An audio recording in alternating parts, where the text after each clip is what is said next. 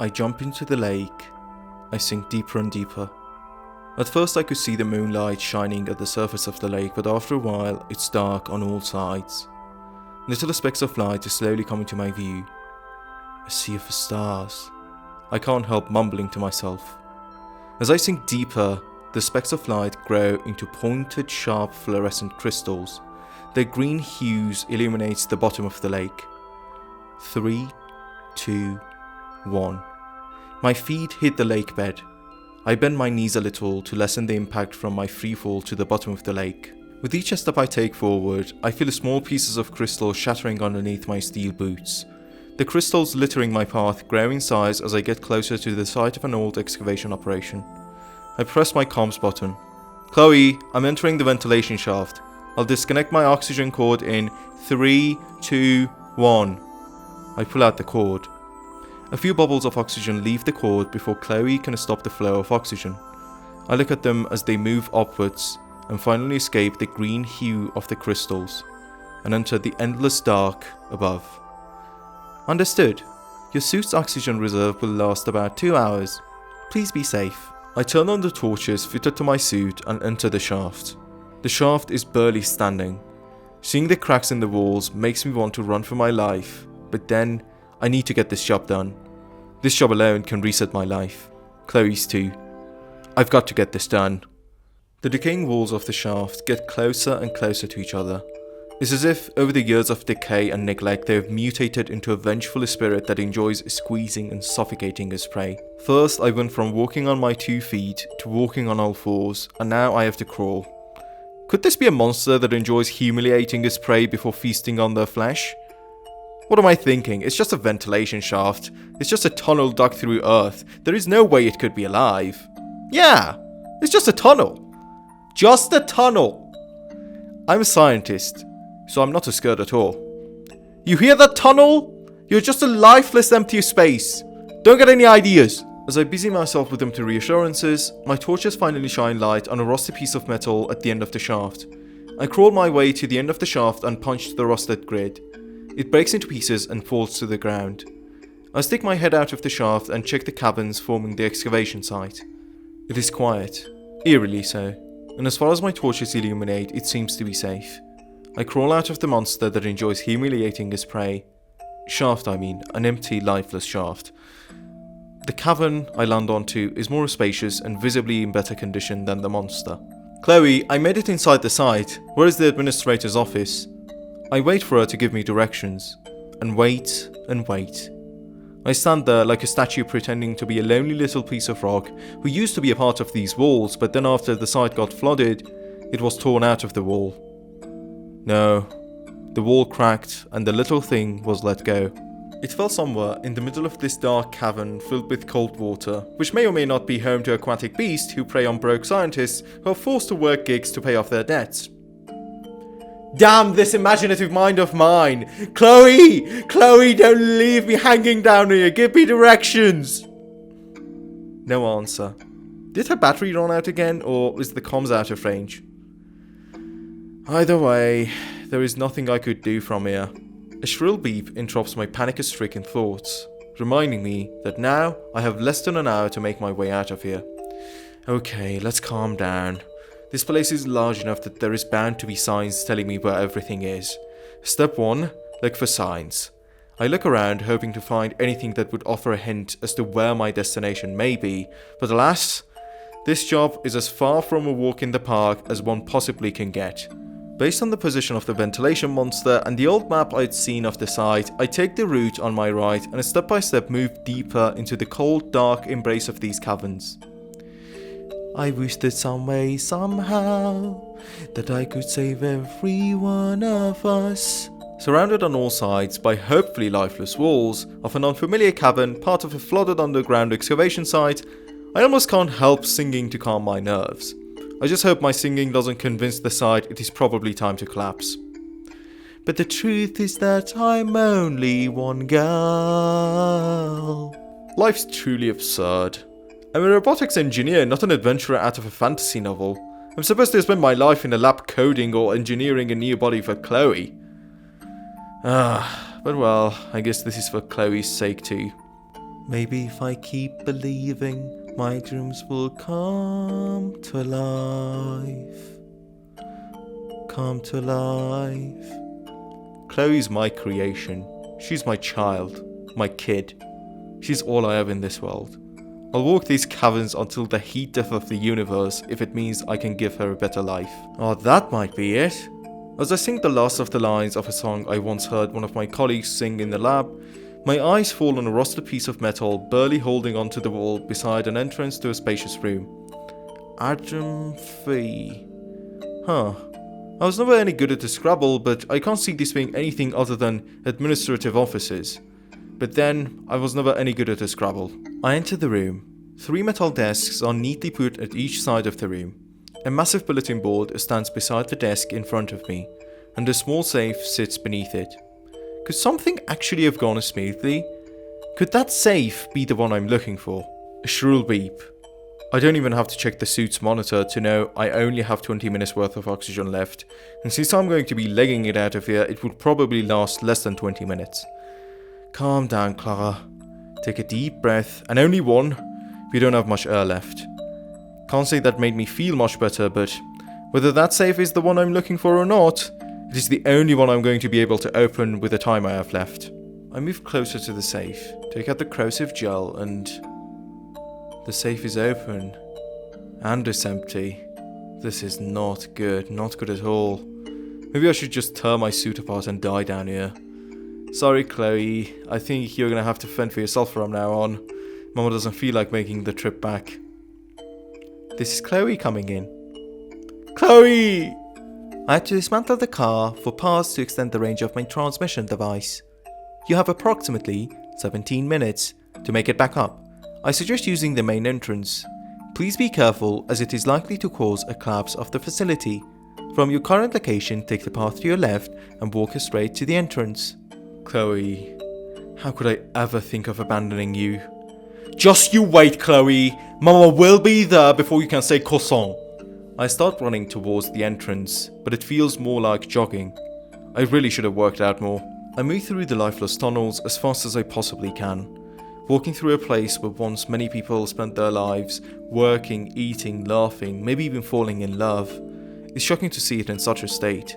I almost want to give it a hug, to pat it on the head and tell it that it's not its fault that it all ended up like this. I'm sorry I can't stay longer. After 10 minutes of jogging, I finally find myself in front of a shaft. Cables lead up and down the shaft. Presumably there is an elevator waiting above, but I doubt it will be operable. But if I stand on the right side of the shaft and cut the cable in front of me, the elevator presumably would fall, and then I would be able to move up. Sounds like a plan. I take out the corrosive gel I had brought to open the safe and apply it to the bottom of the cable. I tighten my grip around the cable and wait there. I look down the tunnel. It's dark, quiet, and lifeless. It is a sad sight, a reminder of an inevitable end, but also peace. I guess it is not a bad thing to lose consciousness, to be rid of all responsibilities, for the voices in your head to be replaced with peaceful quiet, to embrace eternal sleep. But now is not the time for me to rest. I've got to give Chloe a better life. I look down at the cable. The gel has eaten away at it. The cable is disconnected. It slowly sways from side to side, but I don't think it'll magically transport me to the top of this shaft. A shrill beep. Probably the last one I'll hear if I don't get out of here in 5 minutes. I take off my heavy boots. With the weighty boost that protected my feet from sharp crystals gone, my legs lift up and off the floor of the shaft. I really should exercise more when I get back up there. I tighten my grip on the cable and start pulling myself up. One hand after the other. I grab the cable and pull myself up. If not for the buoyancy, I couldn't have done this in 1,000 years. Chloe, just you wait. Mama's gonna be there! The cable suddenly starts moving upwards, pulling me along with it. I almost instinctively tighten my grip around the cable. My legs lift up and rub against the wall. My feet are bleeding, but more pressingly the suit is ruined. I close my eyes trying to calm my mind as the suit is being filled with water. I feel the heavy elevator moving past me as I'm dragged upwards by the cable, and a few moments later, my back is smashed against the ceiling of the shaft. I feel like I could pass out at any moment. But I have to stay conscious. I have to keep going. I open my eyes, and just outside the shaft I can see, illuminated in a green hue, an oxygen cable, peacefully swaying in the current. My body feels frail, weak and weightless, but I think I can make it. I grab onto the scaffolding, keeping the shaft upright, and catapult myself forward.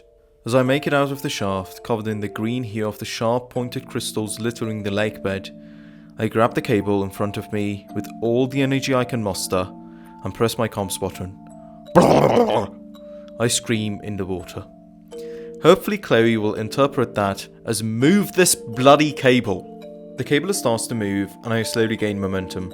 I tighten my grip around it and look towards the crystals that get smaller and smaller by the minute, until they become shining stars in a faraway galaxy. As I look upwards, I see the moonlight illuminating the surface of the lake, and moments later, I break that surface and escape an excruciating death. Although only for a moment, I see my little Chloe, whose metallic body shines under the moonlight. The red cute bow tie on her head is covered in machine oil. She must have had it hard up here as well. She sees me too. I can see excitement behind those cheap cameras that act as her eyes. Chloe! I tried calling her, but then I slammed into the asphalt road. My body feels tattered. Maybe I can just close my eyes for a little bit. Electric shock administered. Partial analysis of your body shows damage to your skin and your muscles at your feet, back and arms. It could be fatal to sleep in this condition. I highly recommend seeking medical attention. Chloe, my love, my little daughter. Analysis complete. Based on surveys on the quality of the water of this artificial lake, it is very likely that you will experience parasitic infections. Due to the chemical composition of the lake, it is very likely that you will experience increasing levels of hair loss. Chloe, could you please throw Mummy back into the lake? Due to my size limitations, I am unable to fulfill your request. Well, I guess I should get going. I look at the rental car parked a few meters from me. The pulley sitting in the back of the car seems untouched, but that is the only thing Chloe hasn't touched. The rest of the car has been dismantled and its parts have been repurposed into a long-range radio transmitter. Talk about the challenges of raising a gifted child. Am I seriously going to freeze to death after all this? I can hear a car approaching. Chloe turns her head to the right of me, her irises narrowing on the big black car with the dark windows. The car slowly moves towards us. The speed at which it moves makes me wonder, are we going to be rescued or put in a grave? The car comes to a stop a few meters to the right of us. 3 men get out of the car, all dressed in black, wearing white ceramic masks. Wait, these aren't men? These are robots. Their movements are too precise, too smooth to be of a human. One of them brings out a table from the back of the car and places it in the midway between us and the car, while the other lays a tea set on the table. The one who has been standing still gently approaches the table and elegantly pours tea in a china cup, then adds 2 sugar cubes and stirs the tea exactly 3 times, and then goes on all 4s before the table and heaves a sigh. Oh, this one's a human. One of the robots opens the back door and a figure in a red suit gets out of the car. Her glistening golden hair cascades down from under her top hat as she approaches the table, sitting on the back of the man who's on all 4s. Kanehime Yasin. I know this person all too well, and I wished I'd have met her more times than I can keep count of. Klara, my dear friend, where are my flash memories that you were supposed to retrieve from my old property? I failed to see them anywhere around here, and since you're wearing nothing but a tattered suit, am I correct to assume that you couldn't retrieve them? As per our agreement, in case of a failure, all your assets will be seized to compensate for your financial losses, she says with a smirk on her face. She knows I don't have those memory drives because probably there never were any drives to begin with. Wait, there weren't any flash memories where you told me I'd find them, I say, trying to hide my desperation, but it shows. I'm outnumbered, wounded, and wearing a tattered suit. It doesn't take much to see through the mask of calm and control that I'm so desperately trying to keep on my face. I see, but as per our agreement, I'll be confiscating all your assets. Her eyes fall on Chloe. I may call her my child, but to all those lawyers and bigwigs, she's just another coin to be taken away and put on top of a mountain of identical coins. I'm not handing Chloe to the likes of you over my dead body. I stand on my knees and spread my arms wide, creating a wall blocking her view of Chloe. Certainly, she says as she closes her eyes and takes a sip of her tea. A few moments later, my head feels light. I look down. Where my heart should be is now a gaping hole. And then I hear the sound of a gun firing from the forest to the east of the lake. So this is how it's gonna be. Chloe, my sweet child, I can't be there to see you bloom. But at least let me give you one last nudge. I'm sorry about what I'm going to say, but you'll need this to grow, to survive, to bloom. I lay on my back and stare into Chloe's eyes. I smile. I love you, Chloe. My sweet, sweet child. Where am I? Did I die? Cutie. Snap out of it, will you? We are here. Get your suit on. Got it. I'll be there in a sec. Well, it's time to get to work.